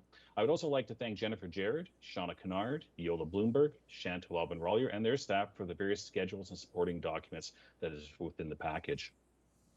Finally, I would like to thank the general managers, office managers, and their staff throughout the corporation for all their work within the respective areas. Going into the report now, the departments have reviewed their operations to June 30th, 2021, and have indicated the updated year-end financial projections. This report is intended to highlight the potential impacts on the operating budget as are described in the variance and discussion analysis. I will go over the operating forecast assumptions and highlights, the reporting process, and outline the COVID-19 impacts and funding that's being required throughout 2021 so far, and the overall corporate and department variance. So this report forecast includes many assumptions, and this is the best information we have at the time of producing the report. If any of the assumptions that change or changes that we have inside here, the impact could be significant on the overall end state of the report. Some of the basic things inside the report here, similar to all times, the standard assumption, actuals are to June 30th and projections are to December 31st, 2021. But as for COVID-19 assumptions, in 2021, the unprecedented event of COVID-19 outbreak continues to cause significant impact on the city and its citizens. One of the things I'd like to highlight is that at the time of creating this report, or the projections in this report back in July and August, the effects of the fourth wave due to the Delta variant were unknown. This could have an impact on the forecast actuals. We will have a better estimate within the September forecast as we will have a more accurate information in regards to COVID impacts from this fourth wave. At the time of completion of this report as well, the information regarding the workforce adjustments was in the process of being finalized. A better understanding of the adjustments and its impacts on this year's operation will be provided in future reports. This slide summarizes the frequency of financial reports to City Council on an annual basis. In 2021, we'll be providing an operating forecast in June and September. However, with the August 24th streamlining of the operating and capital budget process, the June operating forecast will no longer occur starting in 2022. Council will also receive the unaudited financial information through the audit committee and the annual financial report each year as we go along, and we'll be coming along later, obviously, in this fiscal period. In regards to the June operating forecast package, I would like to highlight the rebranding changes that have been done to this report, which include the new city logo and the new city colors. So the package has been updated for that. Additionally, this report reflects the recent changes from the organizational structure review related to the KPMG operational review process. The consolidation of departments have been reflected in Schedule A2. Now, getting into what is contained within the June operating forecast. The slide goes over what is included within the package. So starting off, the executive summary includes the assumptions and highlights of the operating forecast. Section A includes the forecasted operating budget variance analysis, the summary of general utility and reserve funds, as well as the detailed narrative for the variance discussion and analysis. Section B includes the statement of reserves and reserve analysis. And Section C includes the capital schedules, so the summary of subdivision surplus, the offsite account analysis, and the capital improvement summary. Just one thing to note in the capital improvement summary, as part of the August 24th operating budget and capital budget streamlining process, we described that one of the reports that we'd be using or leveraging going forward for that reporting on capital budget.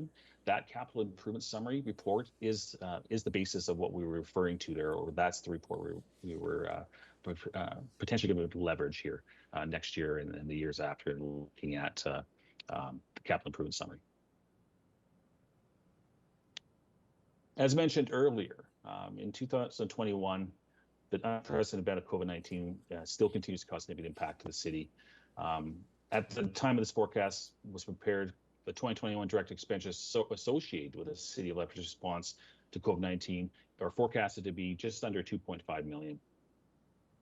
This amount includes 1.6 million for rapid housing, consultatory services, self-isolation unit, community response, and the Alberta Care Worker Benefit, which is funded from other levels of government, those components of those costs. It also includes the 500,000 for rent supplement from the one-time funding that City Council set aside. Additionally, there's also 360,000 of costs relating to cleaning and disinfecting, security, personal protective equipment, direct wages to fund, and with funding coming from the COVID-19 funding. Additionally, the NMAX Centre and Lethbridge Transit are expected to experience departmental pressures as a result of COVID-19, totaling approximately 1,360,000. So in that light, all of the, what you'll see on A2, all of the 1,200,000 negative variance for NMAX Centre was entirely related to COVID between their shows and so forth and the impacts there. Additionally, 120,000 of the negative variance in transit related directly to COVID as well too. So the funding for these, I'll refer Council back to on March 23rd, 2021, City Council approved funding allocations outlined in the 2020 unaudited report. These allocations included $3,490,000 for purposes of funding future direct costs and foregone revenues associated with the NMAX Centre, transit, and other COVID pressures.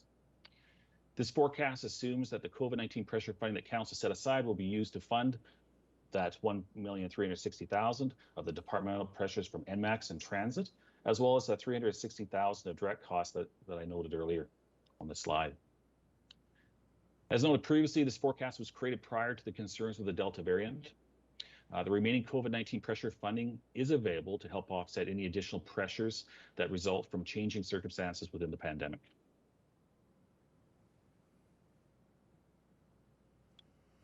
Other significant COVID-19 impacts include reserve-funded operations, and specifically around the airport and parking operations. So in regards to the airport, just as a reminder for City Council, back on November 30th, 2020, City Council approved the 21 and 22 budget for the airport, which incorporated the forecast or the expectations of the negative impact of COVID-19 on passenger and air traffic revenues. So as a result of that change, revenue resulted in a revenue reduction and a required budget transfer of the airport reserve of $1,250,000 to offset the expected shortfall. But to give a little context, the forecast of COVID-19 on airport revenues when compared to pre-pandemic levels is about 1.6 million. So back in 2019, the actual revenues are around 2,340,000. This year, there's 770,000. So you can see there's almost 1.6 million in difference in between actual revenues shortfalls, and that's a direct result of what's happening in COVID-19 and travel and so forth that we've seen. Parking operations has been impacted by COVID-19. Parking is forecasting a negative variance of 520,000. There is a surplus or savings of 190,000 from parking operations. However, from the revenue side, there's a 710,000 reduction in parking revenue COVID-19. During the 2020 fiscal year, City Council approved transfers to reserves outlined in the 2020 unaudited report in anticipation of these pressures. So just back in 2020, there was $3 million funding that was allocated to the airport reserve as part of the N98 operating budget initiative. Those funds will be utilized to help offset. That's part of the funding that will be able to balance this for that other transfer. And additionally, the 690,000 to the acquire off-street parking reserve for the anticipated revenue pressures that we're facing this year as well. So there was money put aside in that regard. The overall forecasted operating budget variance for the general fund are as follows. So the corporate accounts are forecasted at the end of the year with a positive variance of just about 4,600,000. The estimated this estimated corporate surplus will be transferred to the MRSFR in the following year in accordance with city policy. The departmental, so this is the A2 pages or the business unit pages in the general fund. These are forecast at the end of the year with a positive variance of 510,000, which represents a very small, or 0.3% of the department's overall budget. And of course, at the end of the 4-year budget cycle, any remaining department rollover is transferred to the MRS or in accordance with City Council resolution as well. So that's the end of the presentation on this, and would open it up to questions. Okay. Thank you very much for your presentation, Mr. Matthews. As I say every time, this is one of my favorite reports. I look at some of this, and it provides a lot of useful information, so I'll just ask a few questions. I think I wrote it down, about 10 of them. But the Lethbridge Police Service budget, it provides a lot of information in the sense that total expenses are going to be over by 1.2 million, and wages and benefits are underspent to date. So it shows us that $2.7 million is for upgrades of technology and newly established provincial fee-for-service for DNA, those type of extra things that weren't budgeted.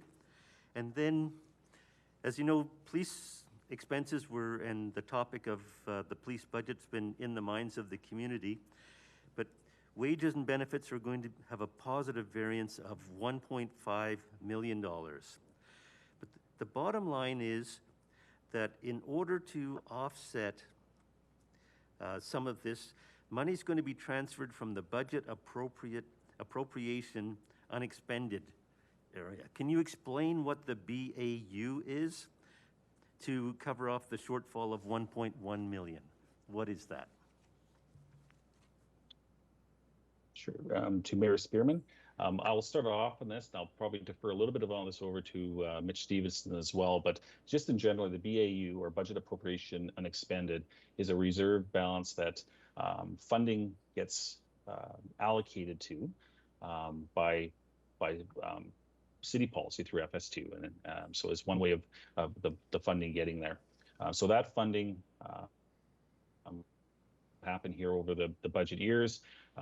Typically what happens is that the areas at year end, if they have a certain piece of work that still needs to be completed, they ask for permission to through the city manager to actually carry over those funds into the BAU reserve.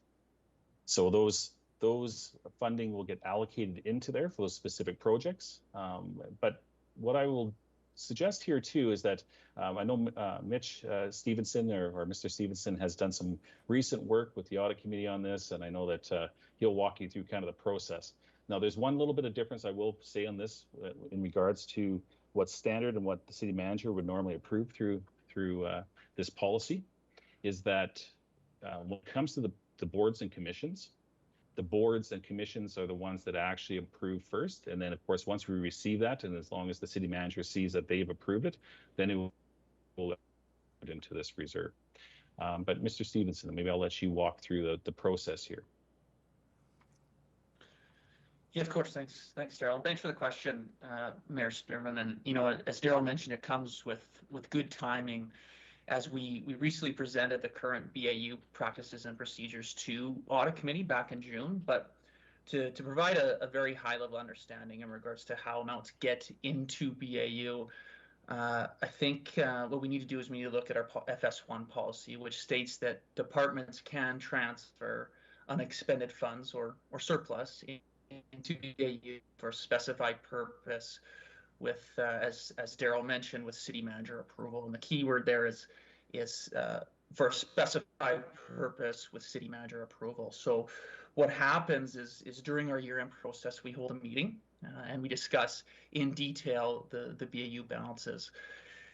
And it's at that meeting when the BAU balances are ultimately approved by city manager. Looks like my internet is cutting in and out. Hang on 1 second. Sorry, everyone. Okay. So Mitch, I can. Yeah, sorry, Daryl, if my internet's cutting out, would you mind taking it from there?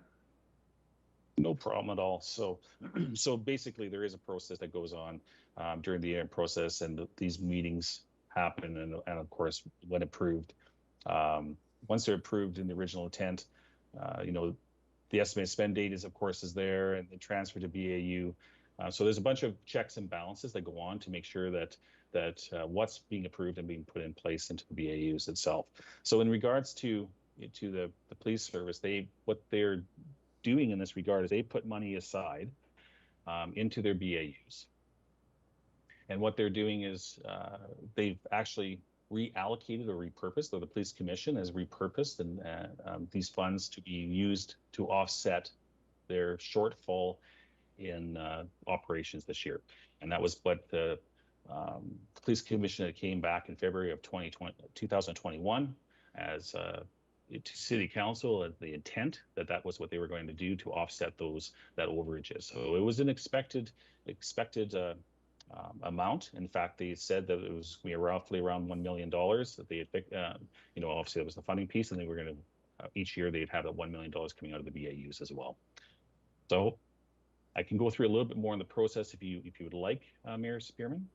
No, I think it's really enlightening to understand what has happened because there were questions in the minds of the public, and this particular section does explain it for the most part, where the police are.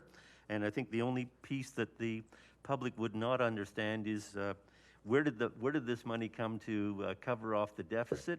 And it came out of money that had been put aside previously.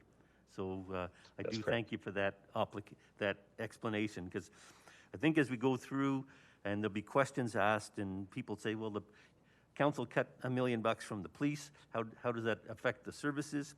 And this indicates that basically they've compensated for that and are able to manage. So that's helpful.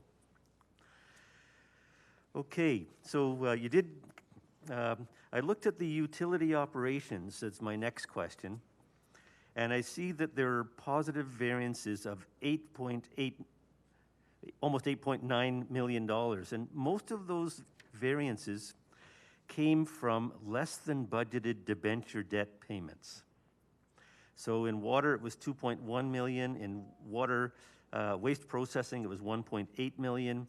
Wastewater, almost $1 million. So what, if we're planning out these borrowings for capital projects, and then our debenture debt payments are less than what we thought they were, what happened? Did we delay the capital projects? Did we overestimate the borrowing? Why is there a discrepancy of that large and in each and every department, each and every utility? Thank you, Your Worship. So I'll give you a bit of a starting point on this one here. So on the water one, I'll just give an example. So if we'll look at one example of the 2.1 million that you're referencing there, the overall 2.1 million is actually the total operating expenses for the surplus in the total operating expenses for the water utility. You are right. There's a large amount inside of that expenditure, and most of it's related to a debenture debt of about 1.3 million. And it's for the residual management project specifically. So there was a number of projects or this project specifically, I guess, when we're talking about water, that, basically due to timing of the capital projects were delayed. So what happens then in that regard is that we have the principal within the water utility plus in that year. And, of course, it's a timing difference, but I think from a question point, or at least from an understanding point on this, what will end up happening then on that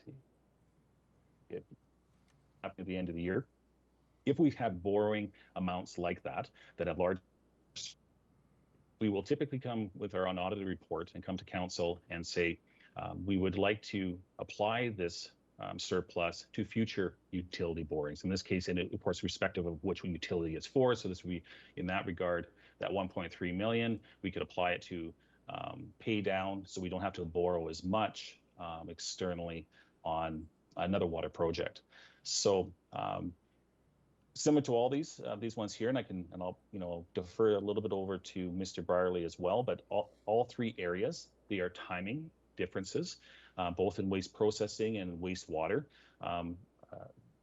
On debenture debt or capital construction projects, which resulted in a surplus in debenture debt savings. Okay. I don't know if Mr. Brierley, if you want to add anything into that. No, Mr. Matthews, I think you've covered it quite well as far as that. I mean, the only other piece that, unless I missed it, on the surplus side was quite simply, so for instance, in water, an increase in consumption due to a drier summer that really contributed to increased revenues. So probably fairly straightforward on that side.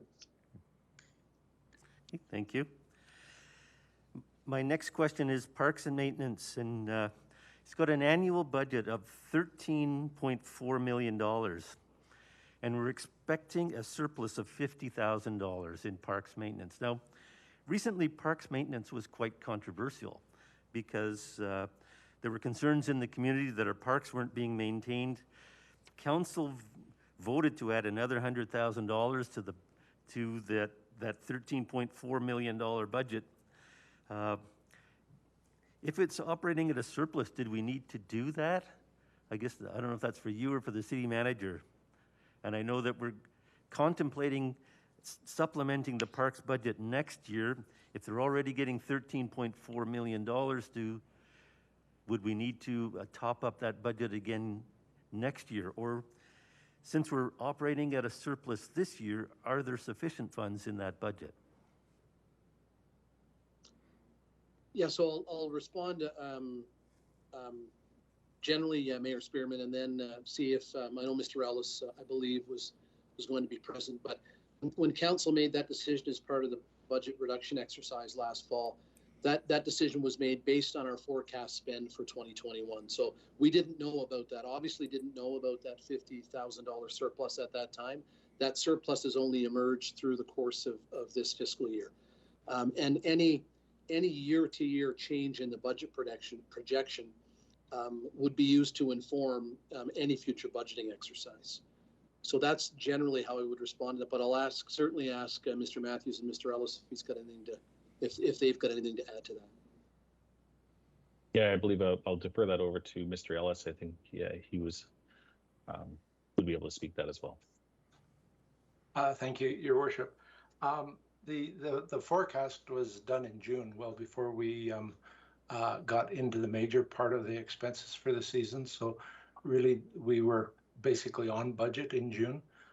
Hesitate to forecast to the zero mark. This represents less than 0.5% positive variance. Since that time, since the $100,000 was added to our budget by council, we have operationalized plans to use that, and certainly we'll make our best effort to do that in alignment with the wishes of council.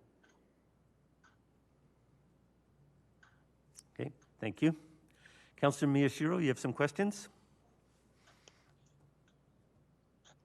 I do, Mayor Spearman. Thank you very much, and thank you everyone for your presentation and all the hard work. I have a few questions. I need a clarification on, I think it was Mr. Stevenson made a comment about the city manager approving some expense with the police service. In terms of that, is that outside of procedure where council, is this outside of something council's already approved? So that there was just a confusion for me as to whose authority it was to actually approve something. Yeah, no, I think Mr. Matthews walked through the process for the for BAUs and applying to expend BAU funds on the part of a department. The final step in that process is always council, but in this case, the LPS's intent to expend those BAU funds in response to the budget reductions last fall was briefed to council back in February, I believe. So no, I would not, outside of that process, approve the expenditure of those funds. Okay, great, thank you. The second thing was about looked like a revenue shortfall or an overall shortfall as a result of termination of school bus operations. Am I reading that correctly? That we terminated the operations of the school buses and we still had a shortfall when I thought it was supposed to be revenue neutral? That is correct, Councilor Mayor Sherrill. So within the transit budget, there's $690,000 of shortfall that's directly related to the bus side. Those are fixed costs components that's noted inside there for maintenance and overhead, foregone recoveries of $290,000 and so forth. So there is components to that. I'm not sure if Mr. Fox is on the call here. He might want to speak to further to that as well.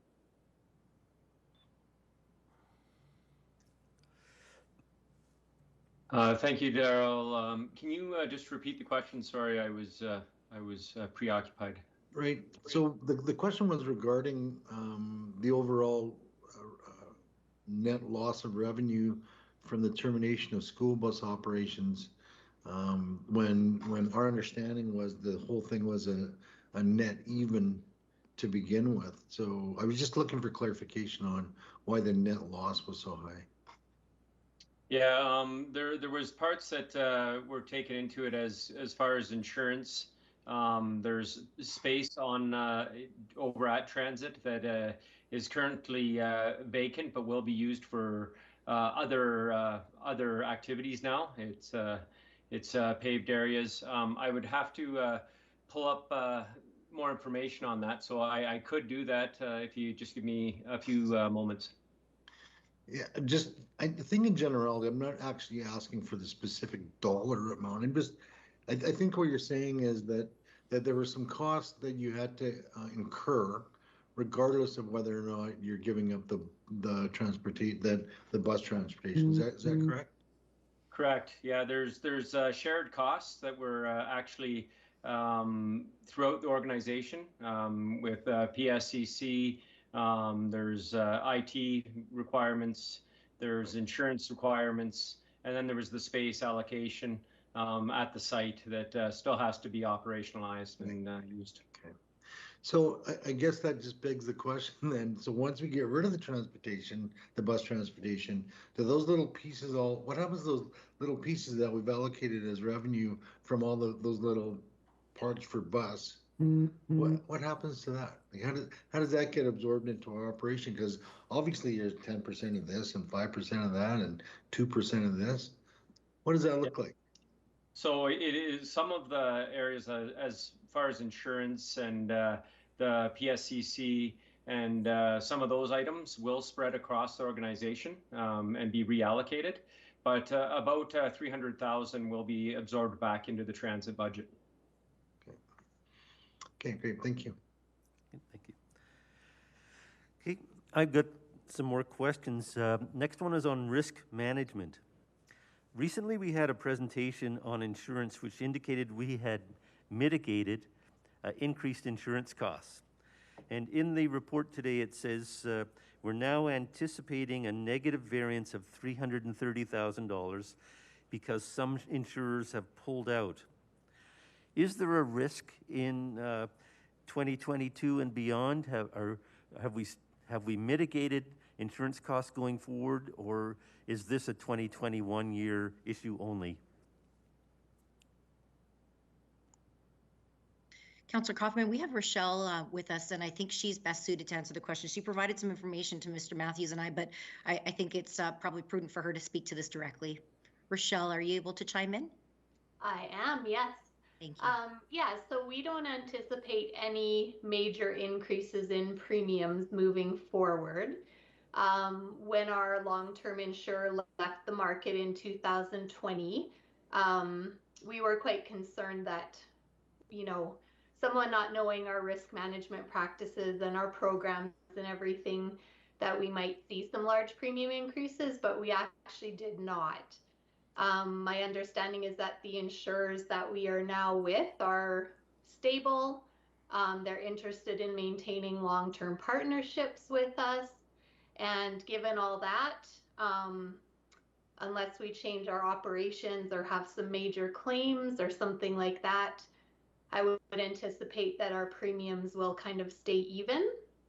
The only area that I'm not comfortable saying that is with the cyber risk liability. That's becoming an area that's really hard to get coverage.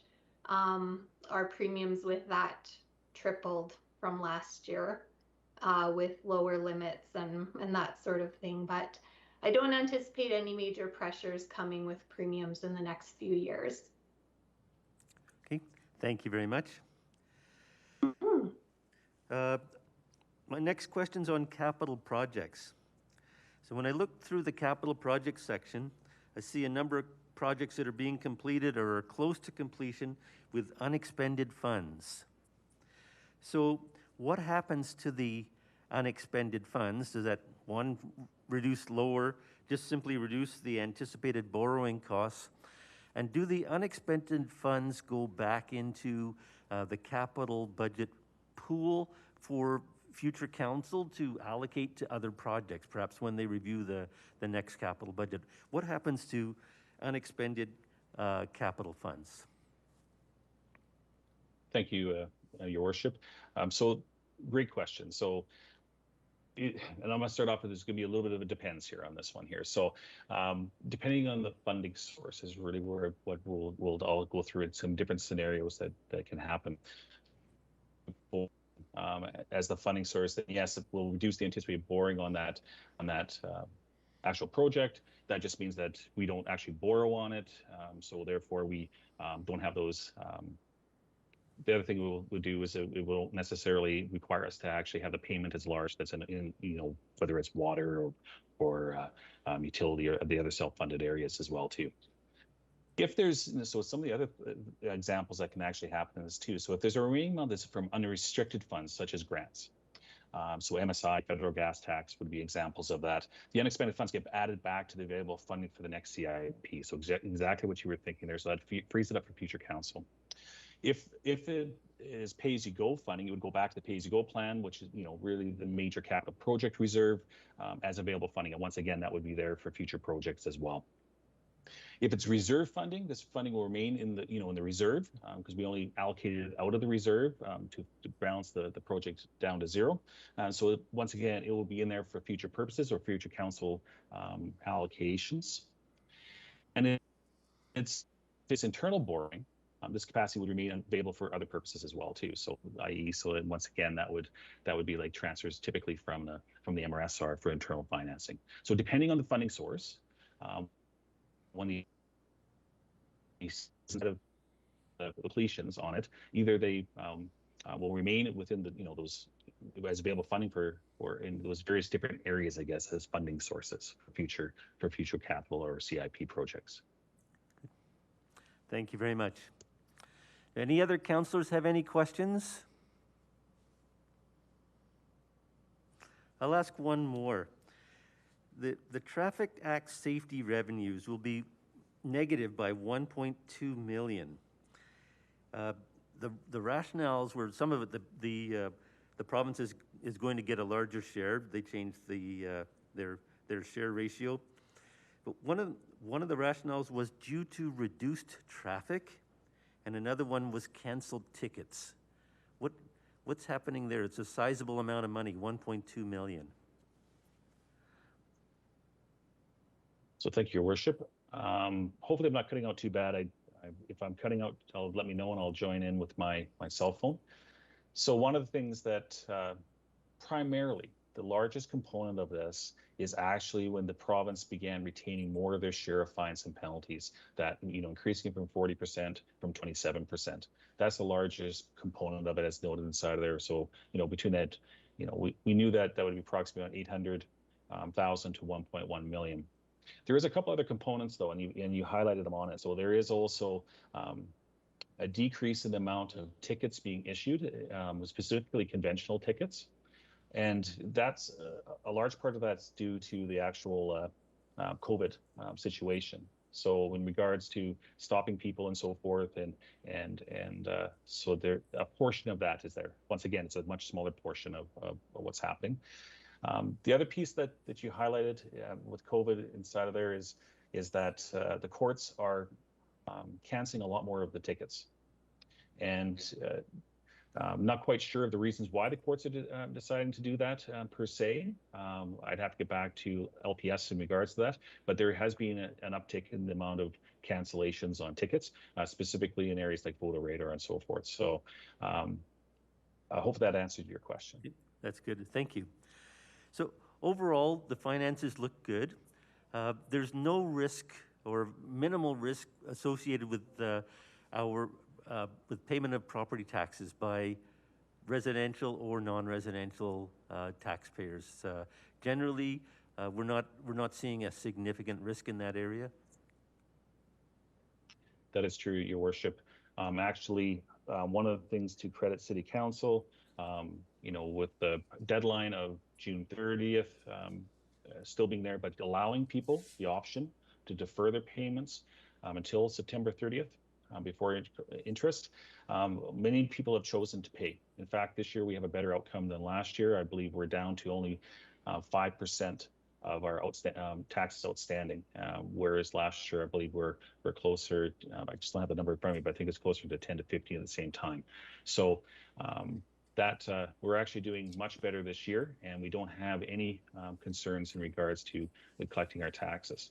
In fact, what you'll notice inside of the actual property tax section inside there, that actually we're going to have a bit of a deficit on penalties because we're actually expecting that we're going to do better than what we were expecting for our budget, which is actually a good thing. So there isn't going to be as many penalties out there as well. Okay, very good. No more questions from council? Okay, we'll deal with the resolution. Councillor Parker. Yeah, thank you, Mr. Mayor. Sorry, I'm just on the road here. I'm going to drive to Calgary. So my question for you is, not for yourself, but during pre-COVID, we had a line of credit extension, and we applied for a line of credit to, I can't remember how much money it was. It was just in case we were going to have issues in regards to funding, in regards to people outstanding taxes. Do we still have that credit line open to us, or have we closed that down? Your Worship, to Councillor Parker, great question. The bylaw is still in place as of right now, and to remind Council, that was $60 million, I believe, was the amount of the bylaw. We are in process of right now of repealing that bylaw, so that will come forward later this year. That being said, we've never utilized it. Although we got that in place at the beginning of the pandemic, we managed through our cash flow, through our investment cash flow, to ensure that we had enough liquidity and so forth to manage through specifically last year when we had a larger percent of deferrals and so forth from different, revenue streams at that time. Okay, so thank you for that. I appreciate that. And I also like hearing the good news that they're going to be going through the process of repealing it, which is good news. Thank you, Mr. Matthews. Thank you, Mr. Mayor. Okay, you're welcome. Thank you. Okay, if that's all the questions, we'll now deal with the resolution. I have a resolution from Councillor Miyashiro, June 2021 operating forecast. Be it resolved that the Economic Standing Policy Committee receive the report as information. Councillor Miyashiro. Thank you, Mr. Chairman. As a result of a resolution from December, I think, of 2014, city manager is required to give a budget update a couple times a year. And this is the update from June the 21st.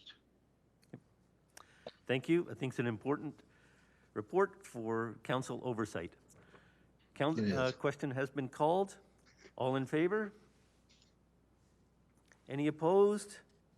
That is carried. Great. Unanimous.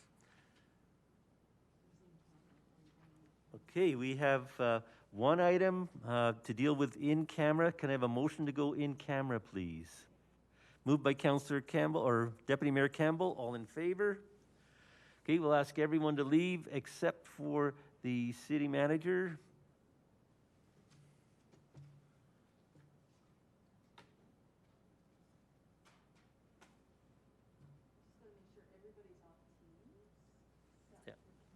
Council should stay on.